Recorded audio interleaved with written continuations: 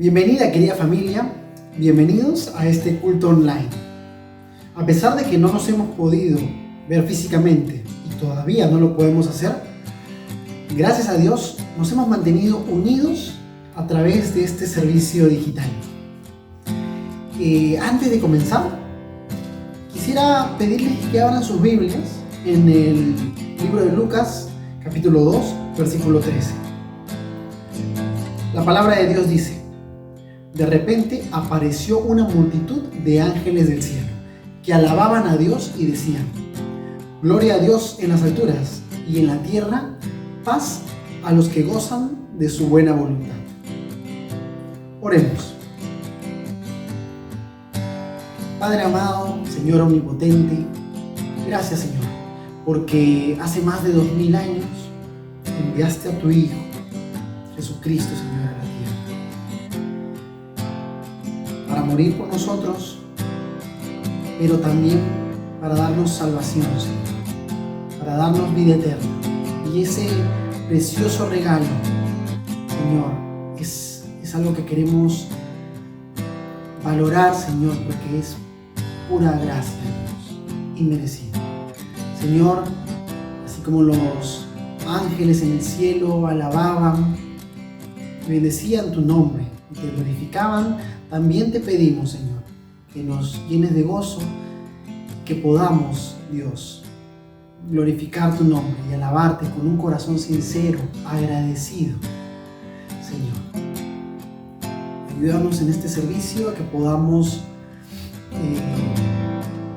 alabarte de corazón y aprender más de tu palabra, Señor, que es perfecta y agradable, Señor. Gracias por tus bendiciones. Guarda nuestras familias, Señor, protégenos y ayúdanos a mantenernos firmes en esos tiempos tan difíciles, Señor, que nos tocan vivir, Padre Santo. Pero que en ti podemos resistir como iglesia, Dios, y glorificarnos en medio de este tiempo. En el nombre de Cristo Jesús oramos así. Amén. Y ahora vamos a comenzar este tiempo alabando a nuestro Señor con esta canción que dice: al que me ciñe de poder. Al que me ciñe de poder, aquel que mi victoria es, solo a Él alabaré, solo a Él exaltaré. Al que me ciñe de poder, aquel que mi victoria es, solo a Él alabaré, solo a Él exaltaré. A ti será mi alabanza en la congregación. Yo cantaré y alabaré tu nombre, Señor.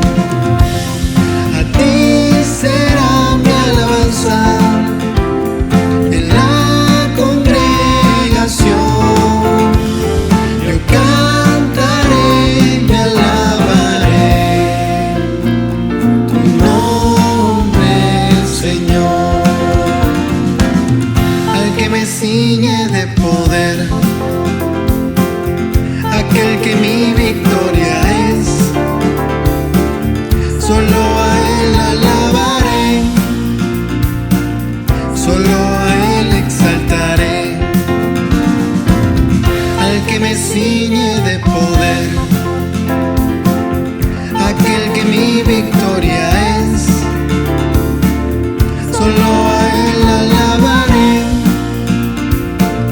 solo a Él exaltaré. A ti será mi alabanza en la congregación. Yo cantaré y alabaré tu nombre, Señor. A ti será mi alabanza en la congregación.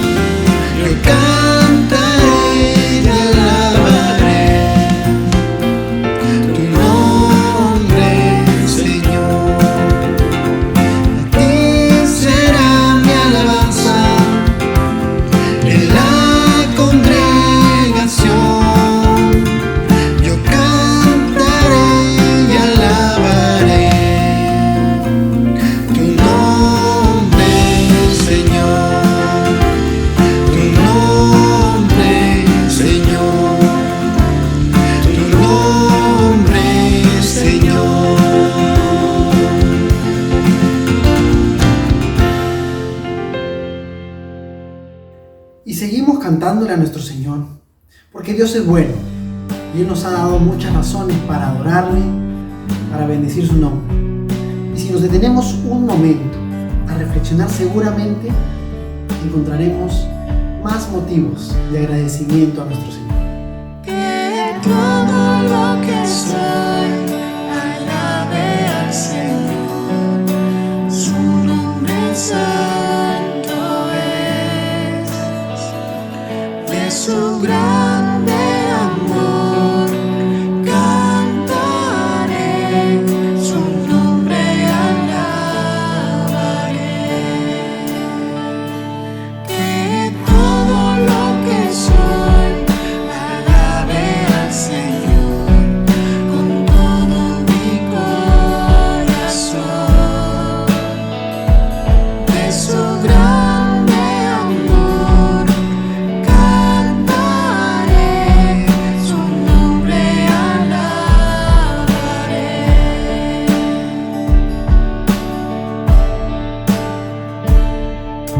Sale el sol, es un nuevo amanecer, es tiempo de adorar otra vez. No importa lo que venga, mi anhelo es que me encuentre cantando hasta que se ponga el sol. Que todo lo que soy alabe al Señor con todo mi corazón, de su grande amor cantaré, su nombre alabaré.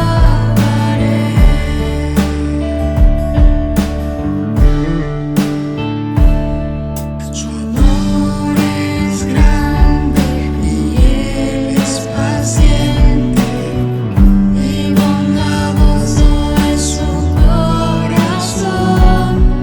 Por todo lo que ha hecho yo seguiré cantando, 10,000 razones para alabar.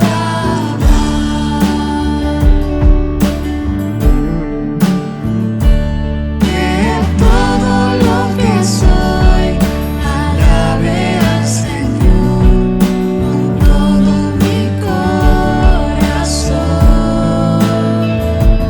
de su grande amor cantaré, su nombre alabaré.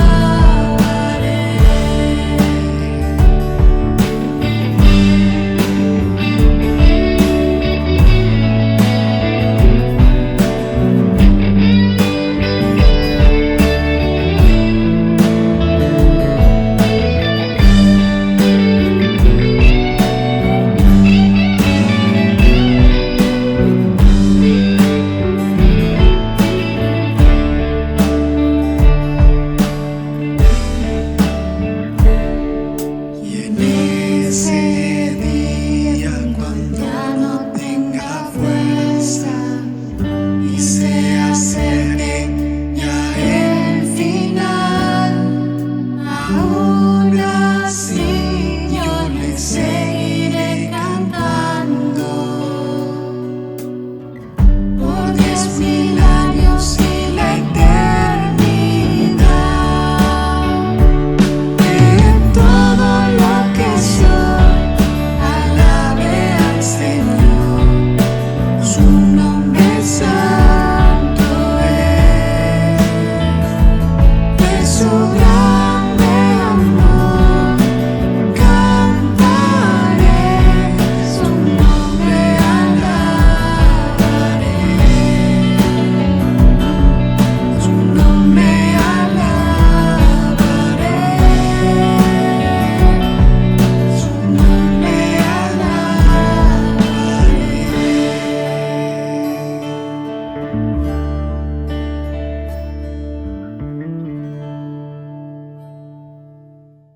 Y para continuar, voy a dar pase al pastor Javier Cortázar, quien tendrá con nosotros un tiempo muy especial.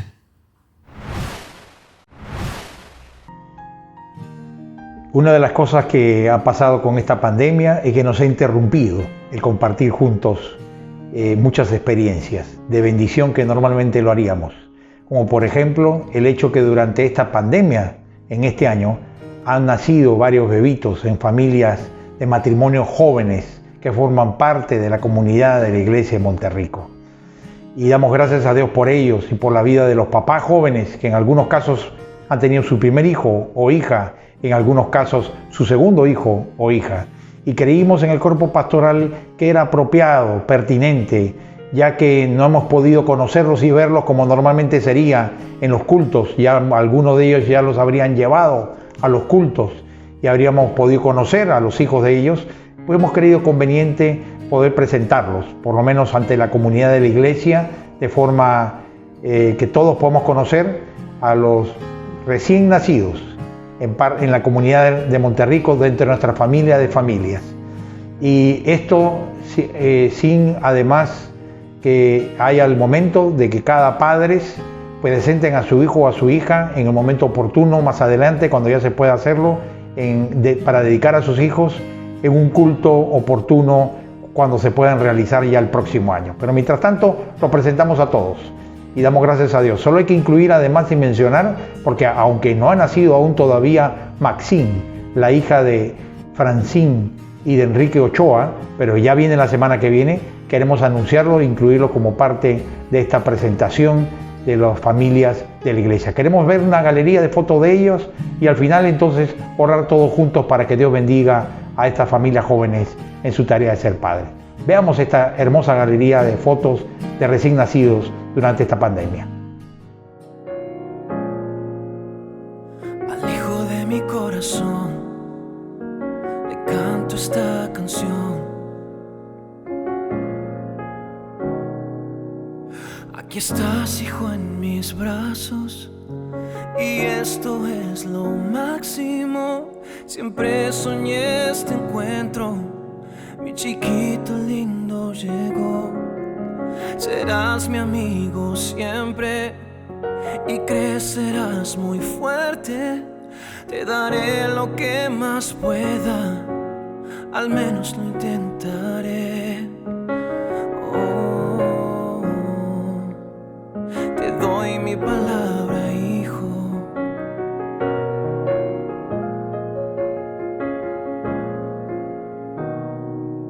Cuando te miro a los ojos, me ilumina tu identidad. Un hombre de humildad, de integridad será. Hemos tenido una pandemia fructífera, ¿no? ¿Se han dado cuenta? Gracias a Dios. Prácticamente tendremos 9 recién nacidos durante 9 meses de pandemia. Así que alta productividad. Gracias al Señor. Quería leer un versículo y luego que oremos juntos por estas familias jóvenes en particular. Salmo 128, 2 versículos. Dice así: Bienaventurado todo aquel que teme a Jehová, que ande en sus caminos. Tu mujer será como vid que lleva fruto a los lados de tu casa, tus hijos como plantas de olivo alrededor de tu mesa. Dice que una de las bendiciones, de la felicidad, del bienaventurado, del que teme a Dios y anda en sus caminos, es que su mujer será como vid a los lados de su casa y sus hijos como plantas de olivo alrededor de tu mesa. Y estudiaba el pasaje y había una referencia especial al hecho de haber escogido las plantas de olivo como símbolo de los hijos alrededor de la mesa. Porque el olivo es una de aquellas plantas que requiere mucho tiempo poder regarla, sembrarla, cuidarla, abonarla, protegerla hasta que crezca, y después de recién de unos años, recién el olivo da fruto. Y esta es una buena metáfora de la crianza de los hijos. Primero sembramos, invertimos, criamos, cultivamos, esperamos, cuidando. Pero luego cuando comienza el olivo a dar frutos, no para de fructificar durante toda su longeva vida. Y así entonces también animamos a los padres que esta etapa de especial amor, sacrificial, abnegado de cuidados, de siembra, de malas noches, de esfuerzos, de dedicación, de abstención, de muchas cosas, porque hay que dedicarse a los hijos, va a dar su fruto, fruto de alegría, y que dé fruto de tener hijos e hijas en el Señor, que sigan a Cristo, que el mayor legado que le den a sus hijos sea el que ellos hayan podido ver la fe de Cristo brillando en los ojos de su papá y de su mamá, y un corazón que han sentido en sus padres que vibra, se conmueve por la palabra del Señor, por la adoración a Dios, y que ellos beban, que ellos adquieran, que ellos puedan absorber la fe de sus propios padres en casa, que luego será complementada, fortalecida, equipada en la iglesia. Pero la fe empieza con ustedes, padres y madres. Que Dios los bendiga y haga de bendición a sus hijos y a sus hijas, para que el Señor se glorifique en ellos, para bendición de muchos en la tierra. Que Dios bendiga a cada familia en la iglesia. Vamos a orar ahora por ellos en manera especial. Padre Santo, gracias te damos, Señor, por tu presencia en la vida de tus hijos, porque como dice tu palabra, prometes bendición en los hijos, en todo aquel que teme a Jehová y anda en sus caminos. Y tú has prometido que los hijos serán como plantas de olivo alrededor de la mesa. Y así te pedimos, Señor, bendice a los padres, a las madres, de los recién nacidos, pero de toda la familia de la iglesia. Bendice a todos los que durante este año han sido abuelos también, Señor. Bendice a sus hijos, a sus nietos, donde estén, Señor. Y gracias, Padre, porque permite que siga creciendo la familia de Monterricos, y que crezcamos también no solo en número, sino en temor de Dios, reverente, y en amor a ti, y en fidelidad en todos tus caminos. Gracias, Padre. Tu bendición sea sobre todos, en el nombre de Jesús. Amén. Y ahora dispongámonos a escuchar la palabra del Señor a cargo del pastor Jonathan del Álamo, quien trae la meditación de la palabra esta mañana. Y gracias, Pastor Javier, por este importante anuncio. Como dice el pastor, siempre con alegría, en Monterrico estamos creciendo en bebitos. Es una buena noticia. Buenos días a todos, queridos hermanos. Es un privilegio realmente poder compartir la palabra del Señor con ustedes en esta mañana. Estamos en nuestra serie Jesús es más que la Navidad, y el tema 2 de hoy es la gloria de Belén. Seguimos estudiando el libro de Hebreos, y como parte de esta serie navideña, a través de la carta de los Hebreos, conoceremos algunas características de Cristo que pueden ampliar nuestra comprensión sobre nuestro Salvador. Es una carta compleja y muy profunda, por lo que reflexionaremos solamente en algunas secciones de los primeros 3 capítulos. En Hebreos, es bueno decirlo, estaba enfocado en los hebreos judíos que ya eran cristianos, y lo que pretendía el autor es mostrarles la superioridad y suficiencia de Cristo. Estos cristianos hebreos estaban pensando en volver a las creencias del judaísmo, quizá por no comprender en totalidad las verdades bíblicas. Entonces necesitaban que se les asegure que Cristo era el Mesías, y que el cristianismo además era verdadero. Además, también había otro grupo de judíos que eran un tanto más incrédulos, que, si bien es cierto, estaban convencidos de las verdades básicas del Evangelio, pero no habían creído en Jesucristo del todo como su propio Salvador y Señor. Es decir, estaban intelectualmente persuadidos, pero espiritualmente no estaban comprometidos. Eso es algo que también podría estar ocurriendo en la iglesia, ¿no? Hay muchas personas que están intelectualmente convencidas, creen en Jesús, pero espiritualmente pueden estar alejados de Él, ¿no? Entonces, el comprender la Navidad desde la perspectiva que nos presenta Hebreos de la superioridad de Cristo nos anima no solamente a conocerle mejor, sino a comprometernos mejor también con Él. Entonces creemos que el mensaje de Hebreos es pertinente y puede ser de bendición para nosotros, tanto para los que ya son creyentes y también para los nuevos en la fe. Porque escarbando un poco en todas las revelaciones que Hebreos hace y sus argumentaciones, podemos descubrir muchos tesoros que sin duda van a enriquecer nuestra vida espiritual, nuestro acercamiento a Dios, nuestra relación y nuestro conocimiento de Él.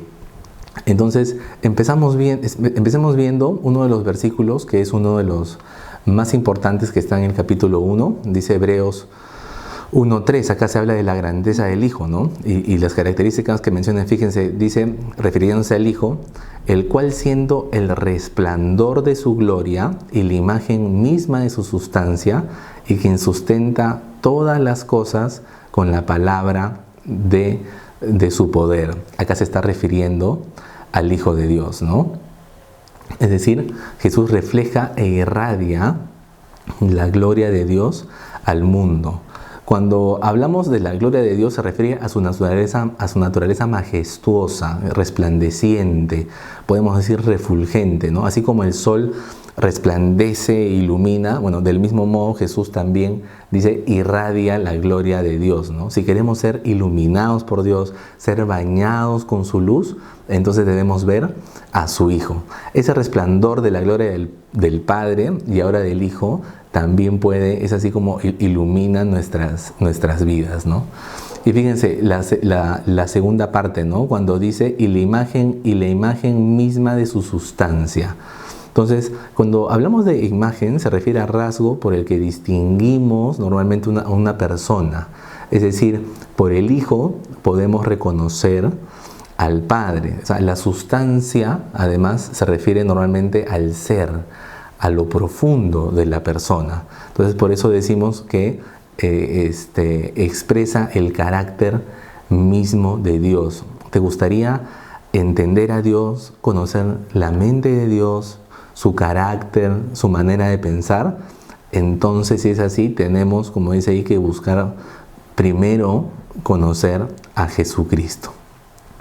Porque como dice ahí el versículo, Él es el resplandor de su gloria y la imagen misma de su sustancia. Y fíjense que además Jesús también lo enseñó así. Porque si revisamos Juan 14:9, cuando Jesús le habla a Felipe, le dice, el que me ha visto a mí, ha visto al Padre. Entonces ahí está también igual de claro, ¿no? Para ver al Padre nosotros tenemos que buscar y conocer primero a Jesucristo, ¿no? Igualmente Pablo lo dice en Colosenses, ¿no? Él es la imagen del Dios invisible, el primogénito de toda creación. Entonces vemos que Jesús no solamente es la imagen exacta de Dios, sino también debemos reconocer que Jesús es también Dios mismo. El mismo Dios que habló en los tiempos del Antiguo Testamento también está hablándonos hoy a través de Jesús.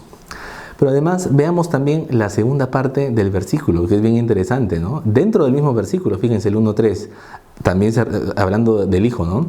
Dice, y quien sustenta todas las cosas con la palabra de su poder, ¿no? Decía que era la imagen, de la imagen misma de su sustancia, y ahora dice quien sustenta todas las cosas con la palabra de su poder. Dicho de otra manera, como dice en otra versión, lo dice, Él sostiene todo con el poder de su palabra. Entonces se nos dice que Cristo, acá podemos entender que también es eterno, porque Él tuvo parte en la creación de todas las cosas. Él estuvo junto con el Padre en la creación del mundo. Y fíjense también cómo reafirma esta verdad Pablo en Colosenses, porque dice, porque en Él fueron creadas todas las cosas, las que hay en los cielos y las que hay en la tierra, visibles e invisibles. Todo fue creado por medio de Él y para Él. Y Él es antes de todas las cosas, y todas las cosas en Él subsisten. Entonces, fíjense claramente cómo lo dice este versículo, ¿no? Nos explica claramente que no podemos tener una visión más clara si antes no miramos a su Hijo, ¿no? Porque como dice ahí, todo fue creado por medio de Él y para Él. Él mismo fue parte en la creación de todas las cosas. Cristo es creador y sustentador de todo. Él es el que gobierna sobre todas las cosas. Tiene el control perfecto de la creación. Y así como puede tener el control de la creación, podemos también nosotros entregarle siempre el control de nuestras vidas, ¿no? Él gobierna todas las cosas y también puede gobernar nuestras vidas. Es un privilegio realmente poder reconocerle como el sustentador de nuestro ser y también de nuestra vida. Fíjense cuántas cosas nos va revelando solamente un mismo versículo, ¿no? En cada sección. dentro del mismo versículo, veamos la tercera parte ahora del versículo, ¿no? Dice, refiriéndose también al Hijo, ¿no?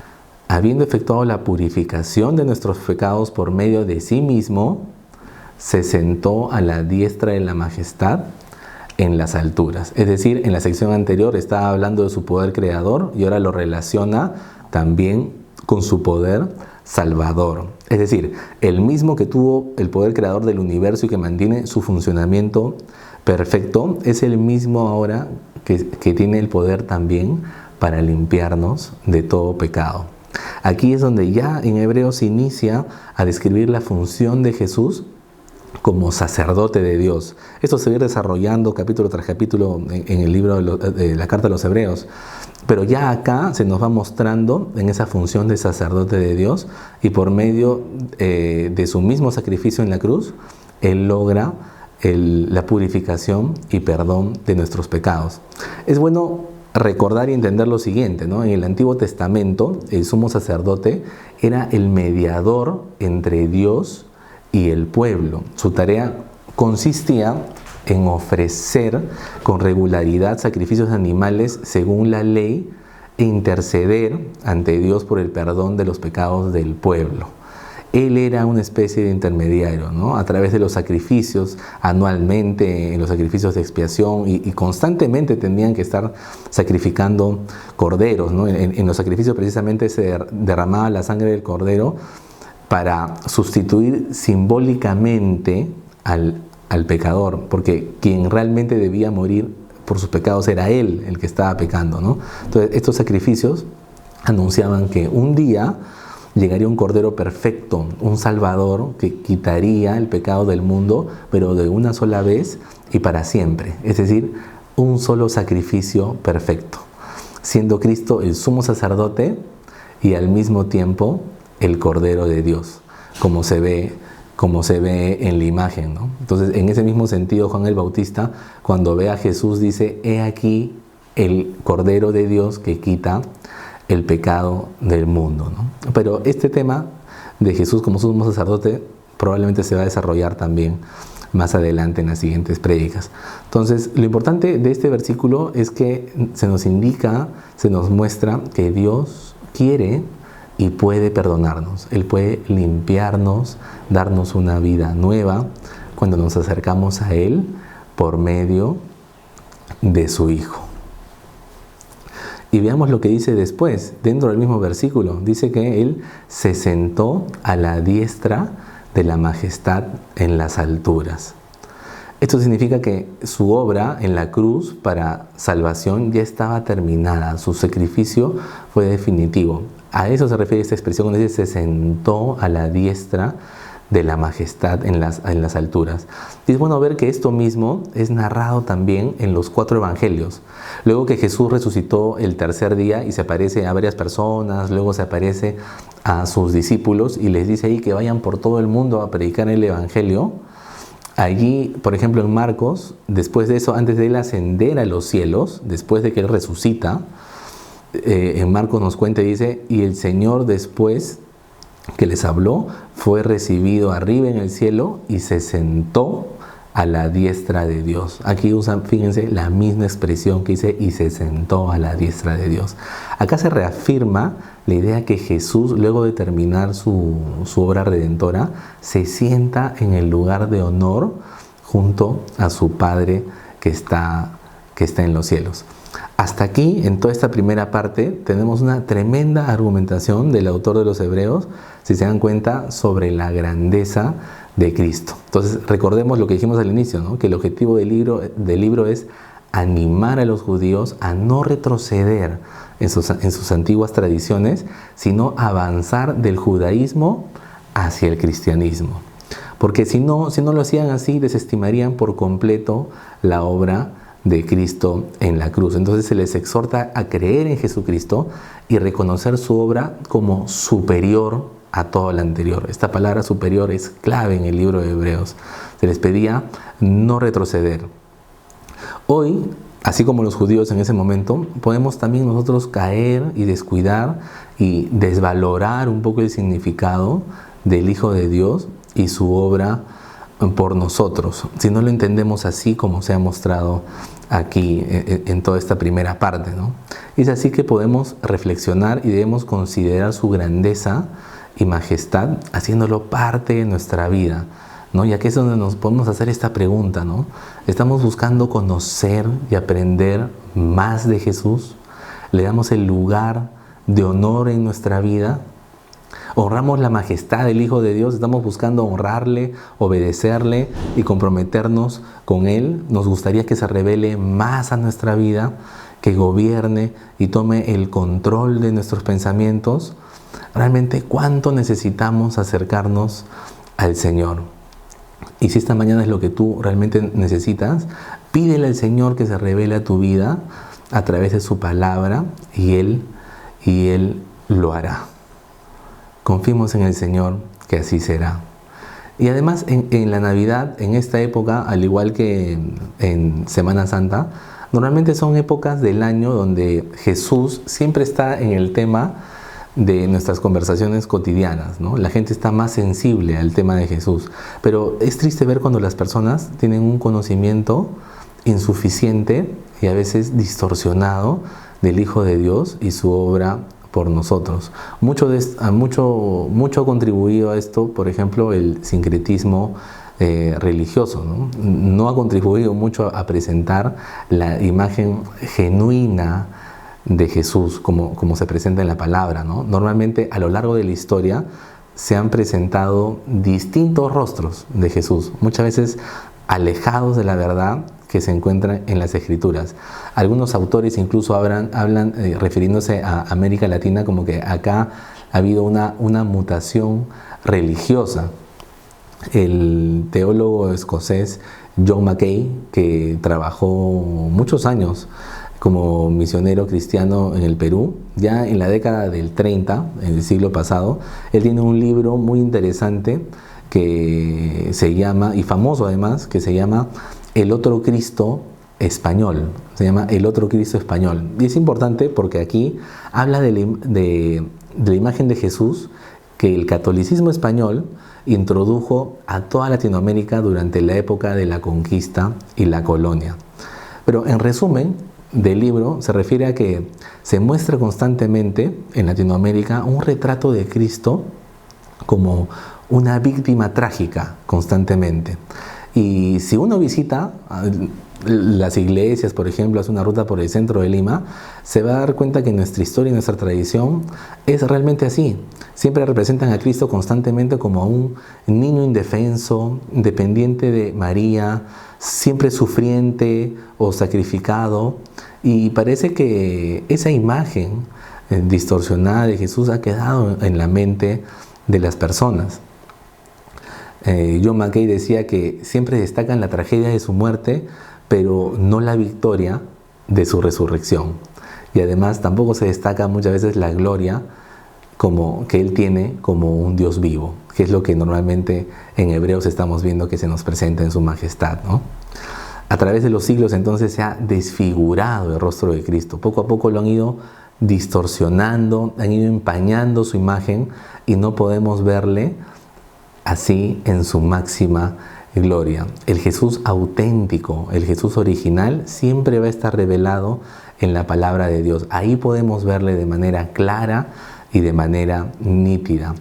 Y no solamente en Latinoamérica se ha desvirtuado la esencia del Hijo de Dios, reemplazándole y muchas veces colocando a santos o a otros intermediarios en su lugar.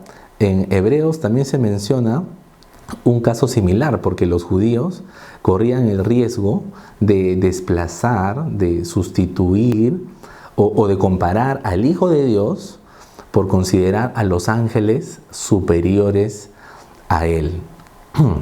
Fíjense lo que dice el versículo 1:4, dice, refiriéndose al Hijo también, ¿no?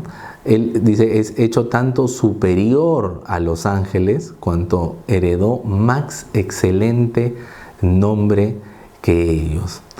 El autor menciona esto, y esto es a lo que nos referíamos, porque algunos judíos del primer siglo habían desarrollado una cierta fascinación, digamos, indebida por los ángeles y por la función que ellos tenían, ¿no?, como mensajeros. En estas primeras iglesias ya habían falsos maestros que enseñaban que era posible adorar a Dios por medio de los ángeles.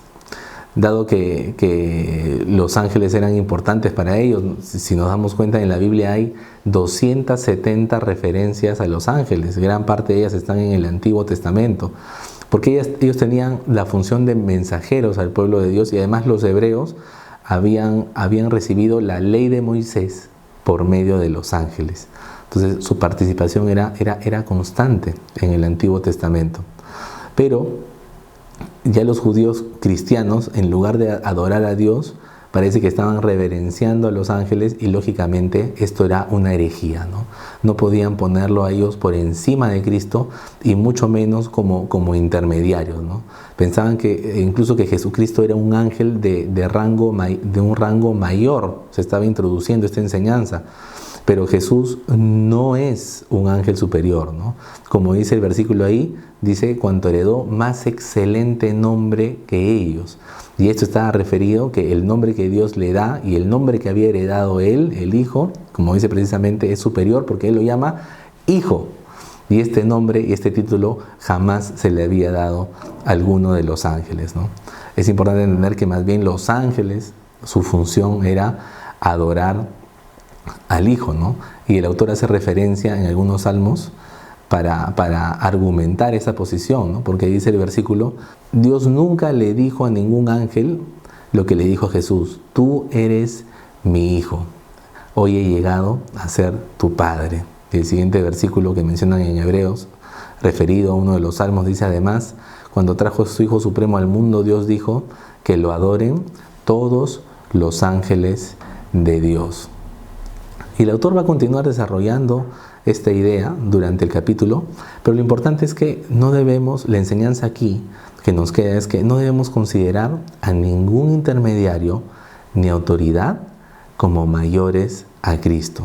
Jesús es Dios, Jesús es el Señor, y solamente Él merece toda nuestra adoración. No debemos de tener a nadie como superior, ni tampoco a ningún otro intermediario, sino es Jesucristo. En 1 Timoteo 2:15 se nos recuerda esto, porque dice: porque hay un solo Dios y un solo mediador entre Dios y los hombres, Jesucristo hombre, el cual se dio a sí mismo en rescate por todos.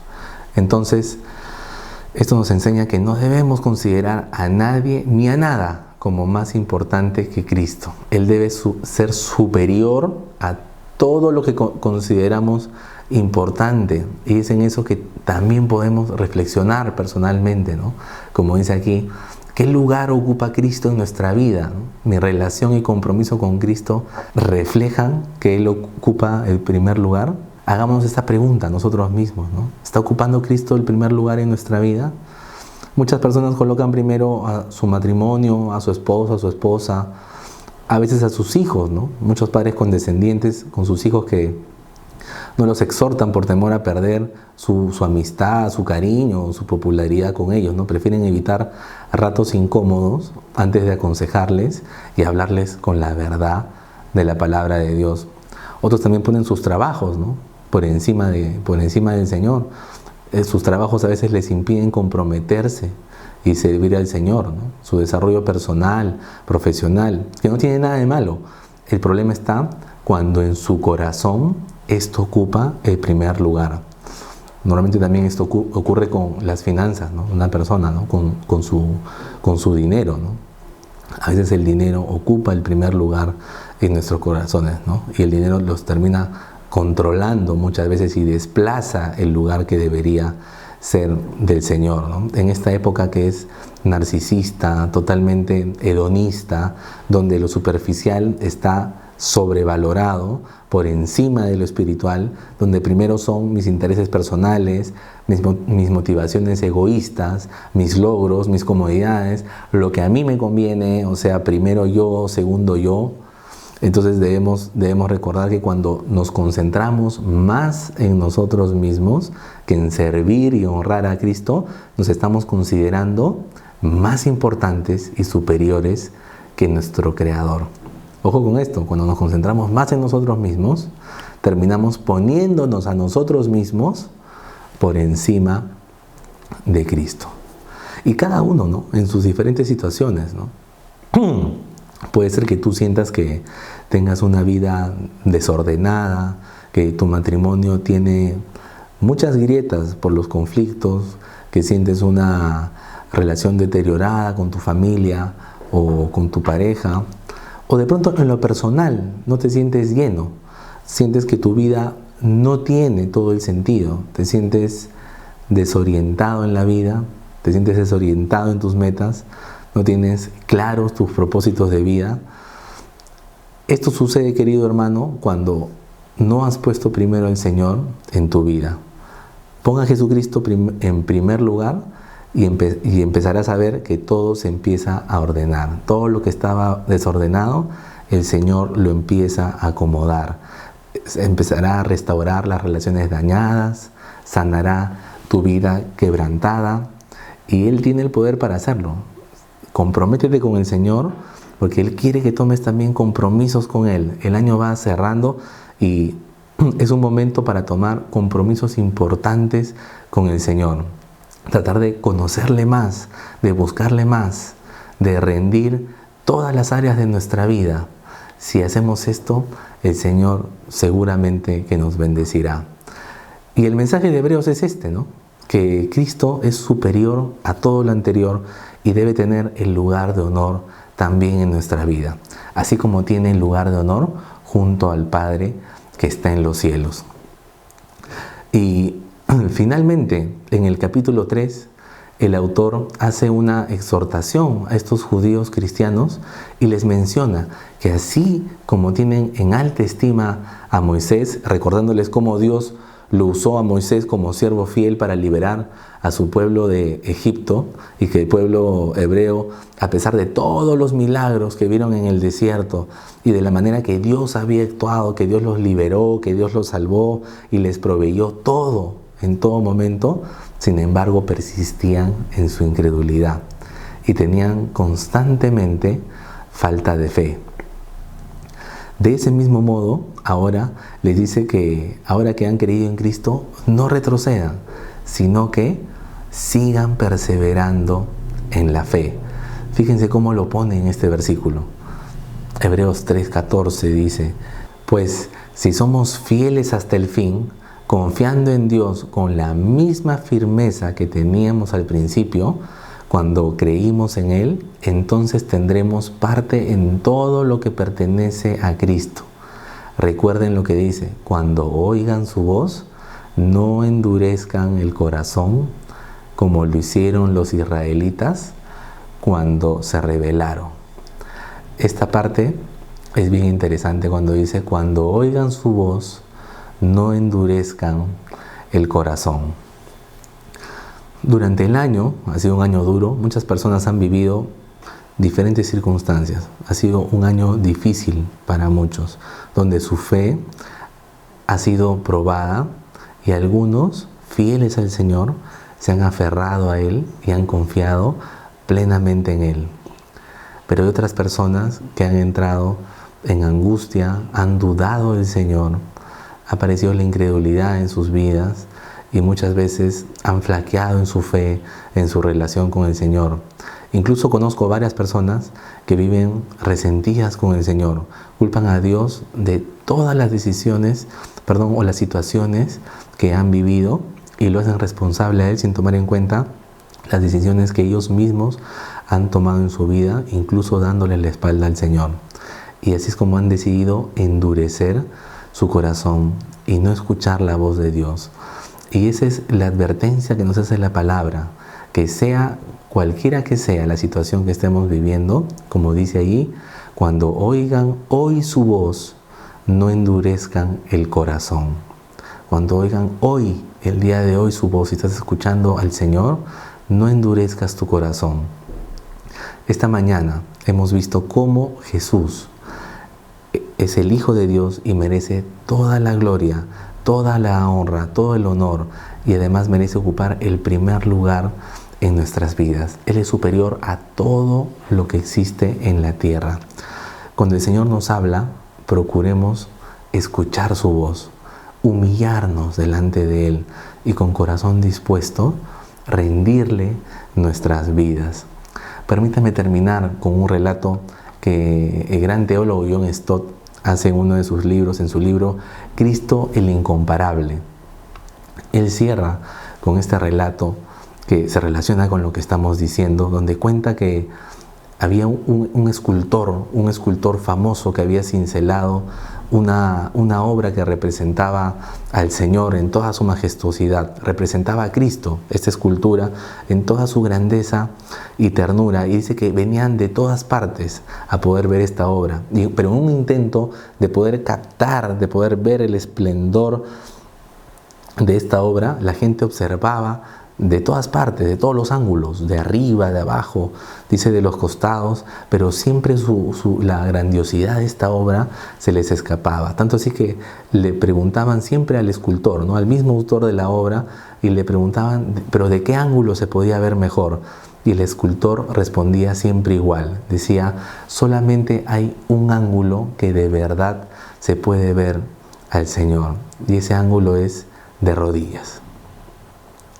Hermanos, que esta sea nuestra actitud constante, abrir nuestro corazón con humildad, de rodillas, con humillación, para en todo momento buscar escuchar la voz de Dios en nuestras vidas, rendirnos a Él, reconocerle en toda su majestad, que Cristo, que es la gloria de Belén, que fue la gloria de Belén, sea también la gloria en nuestras vidas. Oremos para terminar. Señor bendito, te damos gracias por esta mañana, gracias por tu palabra, Señor, que nos da a conocer a tu Hijo Jesucristo, Padre, como superior a todo, y que Él debe ocupar el primer lugar también en nuestras vidas, Padre. Que en esta época de Navidad, Señor, realmente el protagonista sea tu Hijo Jesucristo, Padre, quien vino a salvarnos, quien vino a darnos salvación, perdón de nuestros pecados, a restaurar nuestras vidas dañadas, Señor, a reconciliarnos contigo, Padre. Te pedimos que nos ayudes cada día a escuchar tu voz, a rendirnos a ti, Señor, con humildad, Padre, para poder obedecerte, Señor, comprometernos contigo y que tú puedas cumplir tus propósitos perfectos en nuestra vida, Señor. Gracias por tu palabra esta mañana. Te damos en el nombre de Cristo Jesús. Amén. Gracias, hermanos, y que Dios les bendiga. Muchas gracias, Jonathan, por el mensaje de hoy. Ahora, querida iglesia, ha llegado un momento especial y es el tiempo de darle gracias a Dios por los diezmos y las ofrendas. Así que queremos agradecer al Señor por su fidelidad, porque Él ha sido bueno con cada familia de nuestra iglesia y sobre todo con nuestra propia iglesia. Así que vamos a inclinar nuestros rostros para hacer una breve oración. Gracias, Señor, porque todo este año nos has sostenido, Padre. Tú eres Jehová Jireh, que satisface y suple nuestras necesidades también materiales y económicas. Te damos gracias, Señor, y te damos la gloria a ti, porque todo este año hemos podido cubrir las necesidades también de nuestra iglesia. Oramos para que también nos acompañes el próximo año y oramos también para que la administración, como siempre, pueda manejar estos recursos de la mejor manera. Gracias por este tiempo, en el nombre de Jesús. Amén. Tengo un anuncio muy importante que darles hoy día, presta atención, y es que como cada 24 de diciembre, este año vamos a tener también a las 7 de la noche nuestro culto especial por Navidad. Y este año obviamente lo vamos a tener en modalidad virtual. Queremos celebrar la noche en que Jesús nació y estamos preparando un programa singular con canciones especiales y un contenido para disfrutar y compartir en familia. Así que desde ya te animamos a que puedas separar este tiempo importante durante la noche buena. Esos han sido los anuncios de esta semana. Los dejamos con un canto final. Que Dios los bendiga. Muchas gracias, Pastor Jay Cortázar, por estos anuncios.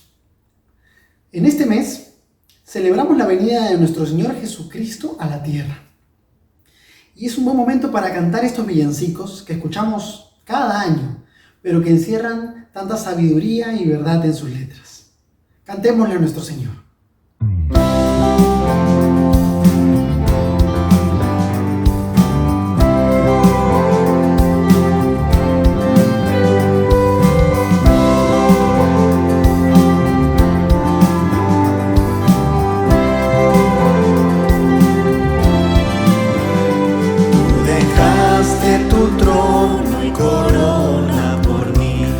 Venir a Belén a nacer, mas a ti no fue dado el entrar al mesón, y en pesebre te hicieron nacer.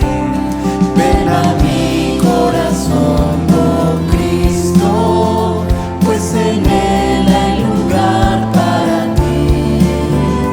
Ven a mi corazón, oh Cristo, ven, pues en él